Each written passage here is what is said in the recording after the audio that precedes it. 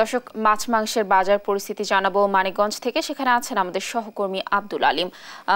আলিম, মাছ মাংসের বাজার দর আজকে কেমন দেখছেন, কি বলছেন ক্রেতা বিক্রেতারা, কি তথ্য রয়েছে সর্বশেষ?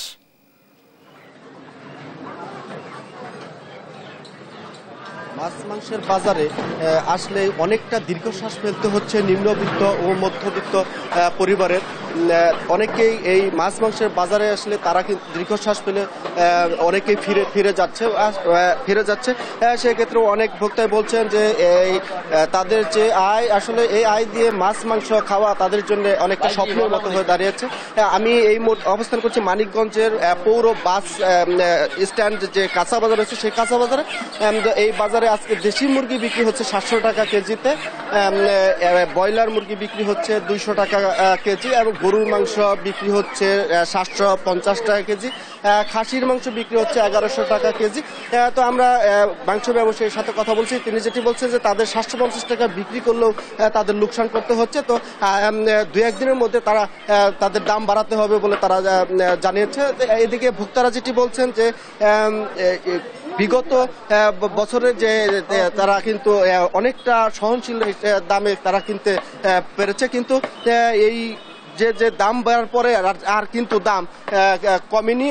এক্ষেত্রে যে ভোক্তারা নিম্নবিত্ত এবং মধ্যবিত্ত ফ্যামিলির যারা আছে, পরিবারে যারা আছেন, তারা বলছেন যে তাদের যে রোজগার, সেই রোজগার ঠিকই রয়ে গেছে, কিন্তু তাদের যে আয় না বাড়লেও ব্যয়ের পরিমাণটা বেড়ে চলেছে। তারা অনেকে বলছে যে মাসে তারা একদিনও মাছ মাংস খাওয়ার সৌভাগ্য হয়নি। আর মানিকগঞ্জের বাজারে ইলিশ মাছের দামটা অনেকটাই চড়া, 800 থেকে প্রায় 1600 টাকা কেজি, 2000 টাকা কেজি বিক্রি হচ্ছে ইলিশ মাছ। রুই মাছ 500-600 টাকা কেজি, এবং যে গুড়া মাছ, সেই মাছের দামও বেড়ে। আমরা মাছের ব্যবসায়ীদের সাথে কথা বলছি, তারা যেটি বলছেন যে নদ নদীর পানি শুকিয়ে যাওয়া এবং মাছের আমদানি মানে বাজারে কম আসা, যে কারণে মাছের দামটাও চড়া বলে জানিয়েছে মাছ ব্যবসায়ীরা।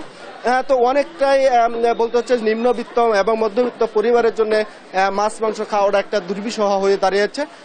অনেকেই বলছেন যে আসলে এই বাজার যদি নিয়ন্ত্রণে না আসে এবং বাজার যদি না কমে, তাহলে তারা এই মাছ মাংস খেতেই পারবে না বলে জানিয়েছে। এছাড়া আরেকদিকে যে ব্রয়লার মুরগির দাম, সেটিও 230 টাকা ছিল, আজকে 200 টাকা, কিন্তু ব্যবসায়ীরা বলছে যে আগামী 7 দিন অথবা 2 দিনের মধ্যে দাম আরো বাড়বে। লাবণী, এই ছিল আমার কাছে মানিকগঞ্জের মাছ মাংসের বাজারের সর্বশেষ খবর। ধন্যবাদ আলিম আমাদের সাথে যুক্ত থাকার জন্য। দর্শক, মানিকগঞ্জ থেকে মাছ মাংসের বাজার দরের ব্যাপারে সর্বশেষ তথ্য জানছিলাম।